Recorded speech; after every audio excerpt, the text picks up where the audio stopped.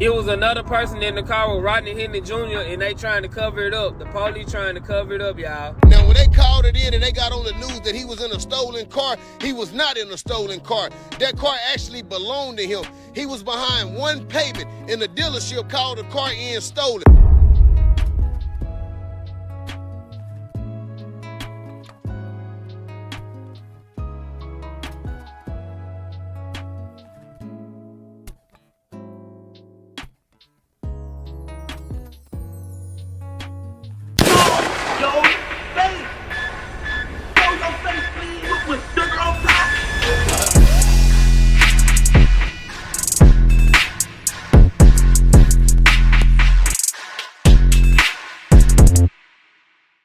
Alright y'all, I can't play the video due to its graphic nature, but let's just look at these still shots real quick, right?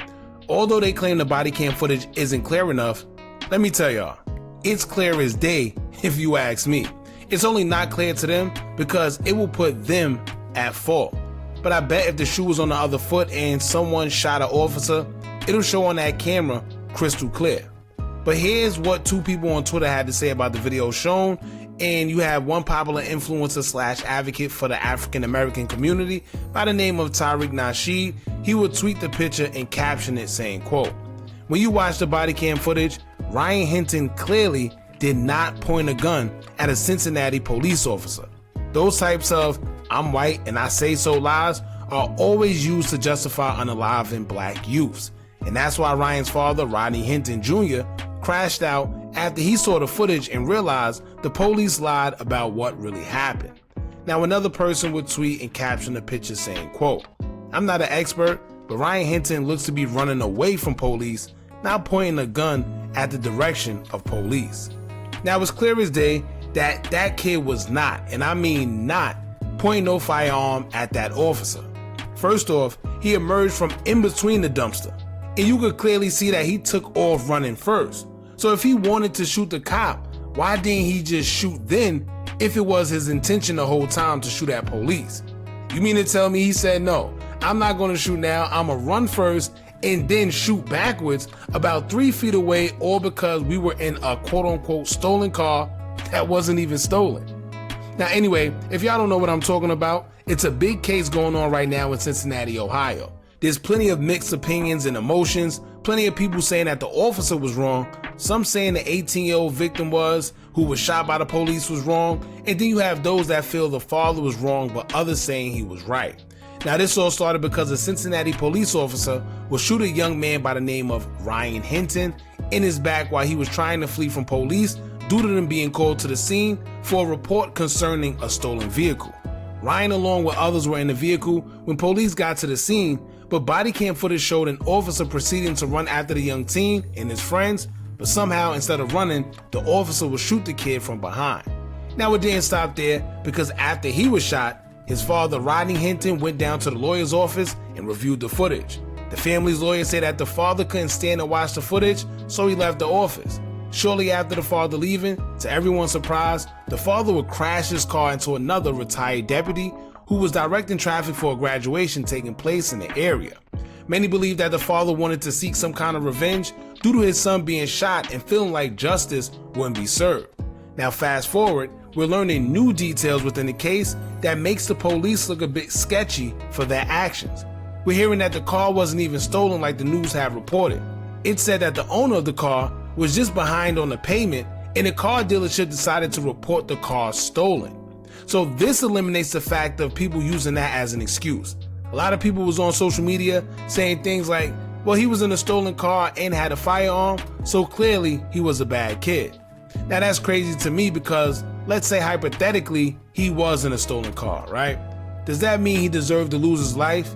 These are kids. How many of us did silly things and made silly decisions when we were kids? Even ones that almost took our lives or could have sent us to jail. But then also the weapon that was found on the scene, we don't know who it belonged to. We don't know if it was planted there to excuse their actions. We don't know anything. For all we know, this was their way of justifying why he was shot, because even the body cam, according to Chief Deputy, was too blurry to determine if Ryan was trying to shoot or not, which sounds a bit absurd if you ask me. Now, we put together a compilation of people talking about details within the case and their reaction, so we're going to get straight into it. Now, this one right here, the guy is alleging that Ryan's father wasn't even the one that was driving the car. And he actually showed a news clip that it wasn't just Rodney in the car, but it was two people, in which one that the police unalived on the scene that nobody's talking about. Interesting. Make sure you hit that thumbs up button so we can get this video into the algorithm. And if you're not subscribed to the platform already, make sure you do so now. Let's get into it. It was another person in the car with Rodney Hinton Jr. and they trying to cover it up. The police trying to cover it up, y'all. So allegedly, that just came out today that they said it was a woman in the car with Rodney Hinton Jr. and she was the one that was driving, and she was the one, she passed away too at the scene. Like, she passed away too, and they tried to hide it, y'all. So let me show y'all what I'm talking about. So as you can see down here, you see it say 2 counts. He got 2 counts of murder, right? They gave him two felony assaults, all right? And 2 counts of murder right there at the top. So who is the second person that died, y'all? They said it was one person he killed. He killed one person, right? He unalived one person, right? Who was the other person that died? It's 2 counts. Oh, he's right. And it looked like he took this from a news excerpt. I don't know from where.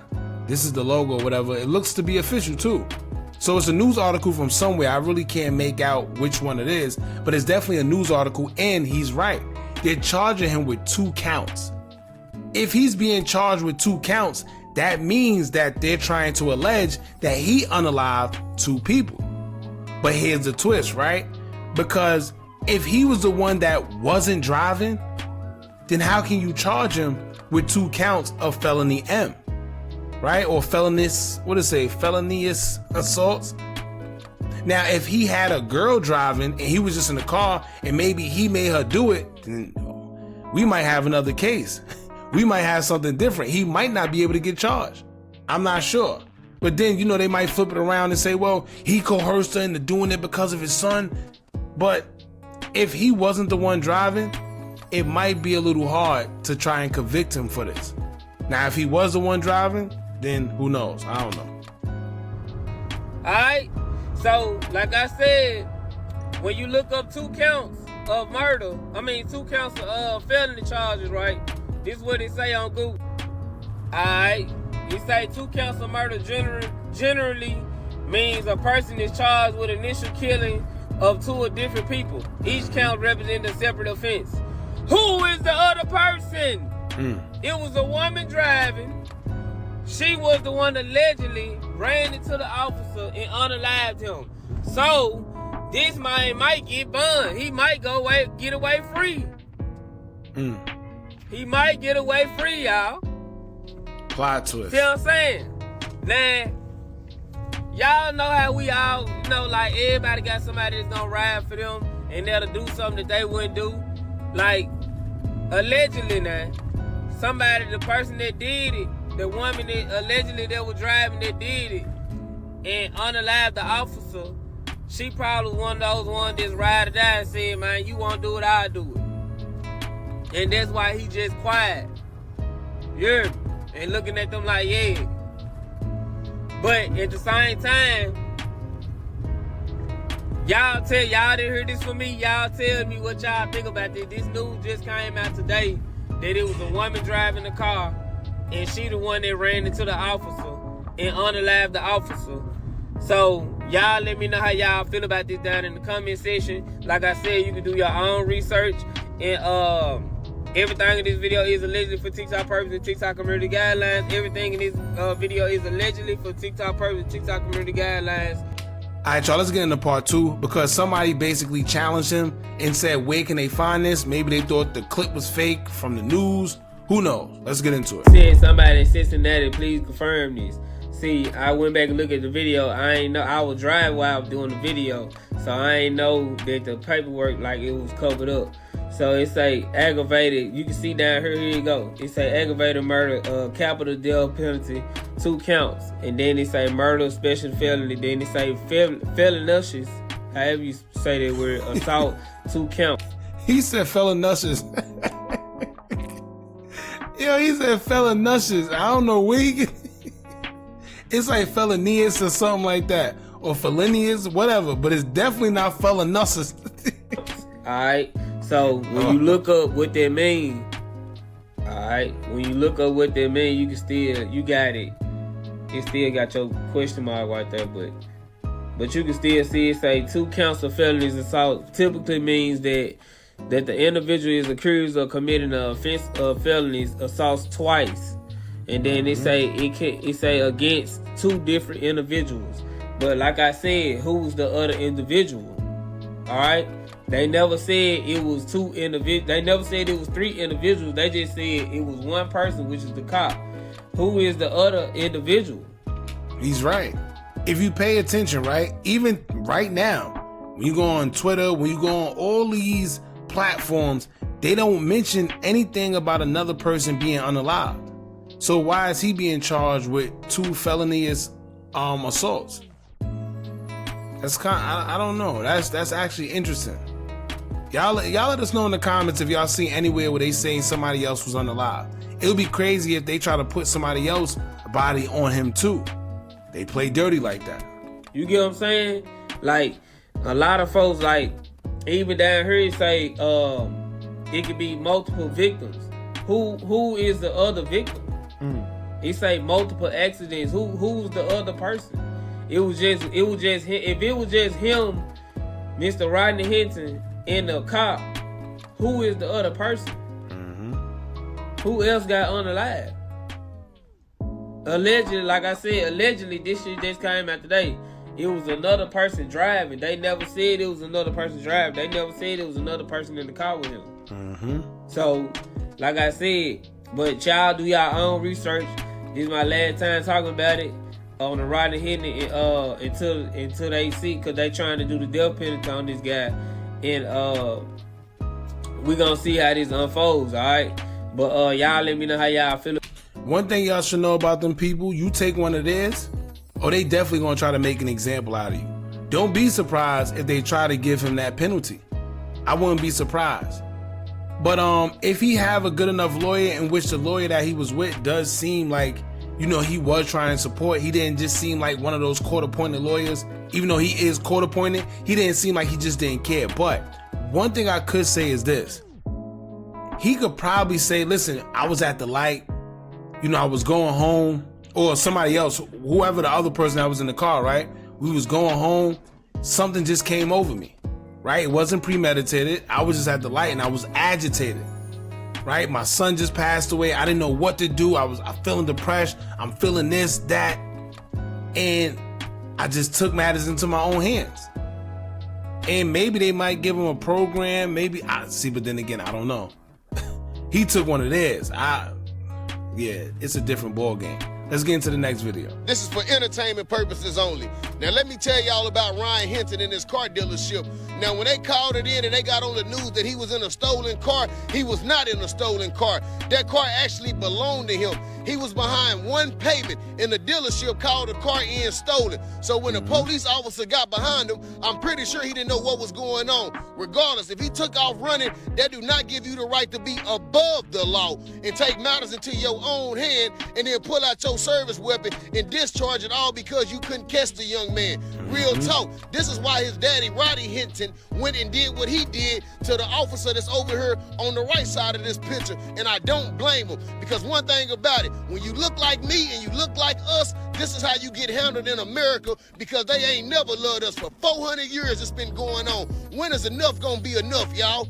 And that car dealership, I can't wait till we find out y'all name so we can boycott y'all, and I hope don't nobody ever spend another dollar with y'all in Ohio. Cincinnati, y'all ought to be ashamed of y'all self.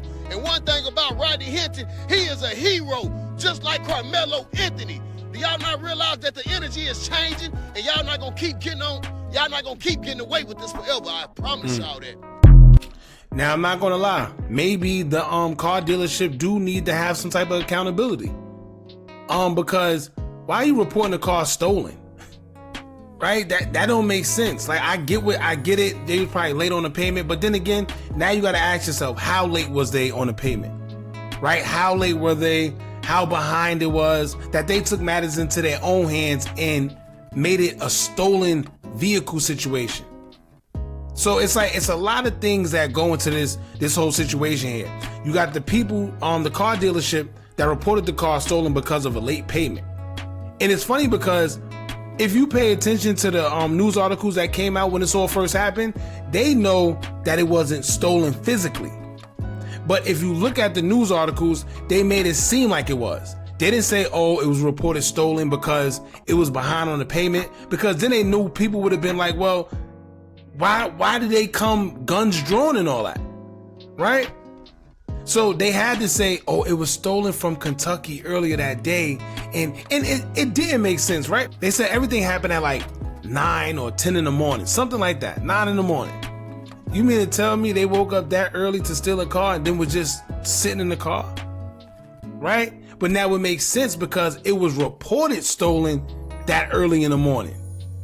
And yeah, but it just doesn't make sense. So you got the car dealership that reported it stolen, and then you got the cops that came with the guns drawn, and the guy tried to run and then they shot him in his back. That happens a lot. When cops know that they can't catch you or they don't feel like running or whatever the case may be, they shoot first.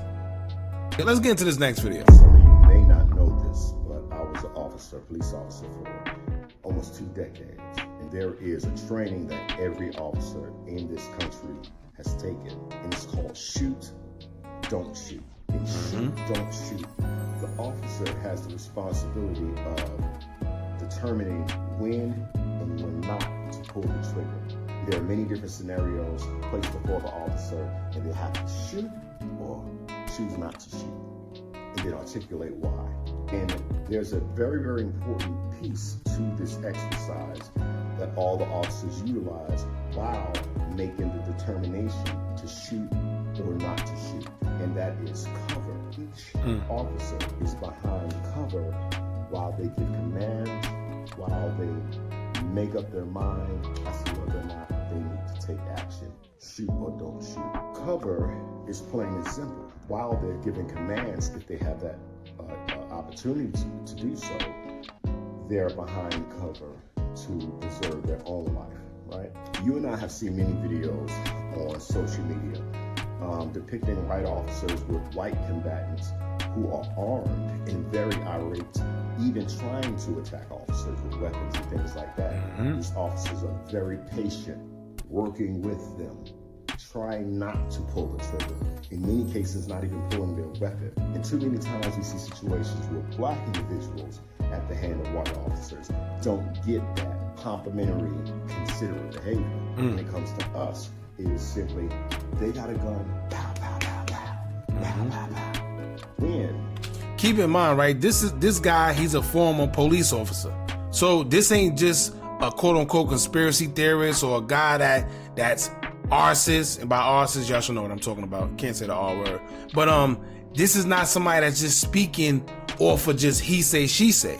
This is somebody that was within the force, in which I'm sure he've experienced it himself.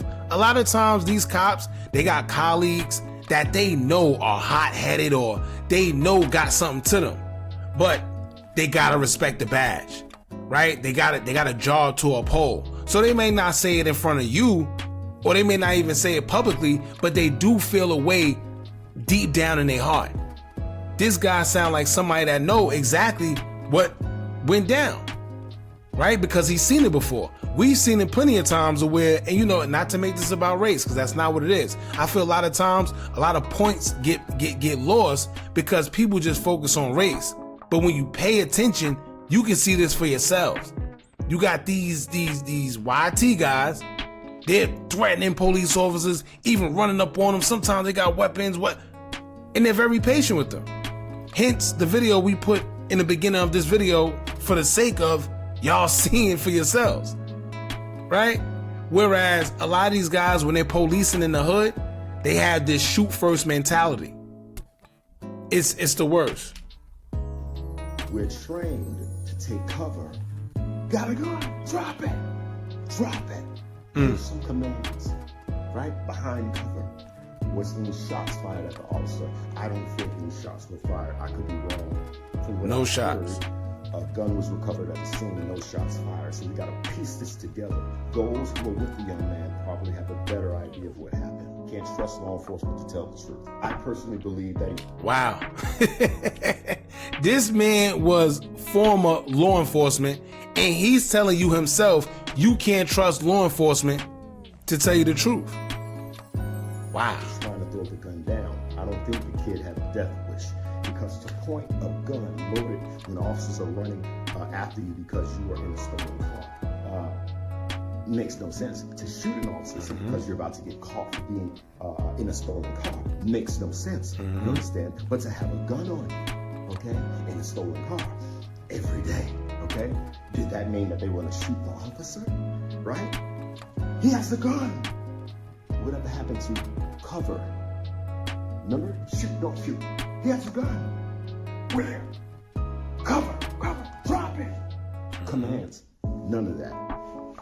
When it's us, you show up, he has a gun. Pow, pow, pow, pow, pow. Pow, pow. In life, no discussion. And there's this common claim that I'm so tired of hearing. I fear for my life. Oh man. They love using that same saying time after time after time. Every situation we see where these guys was in, where they was basically wrong and they shot first and unalive one of us, guess what happens? I feared for my life.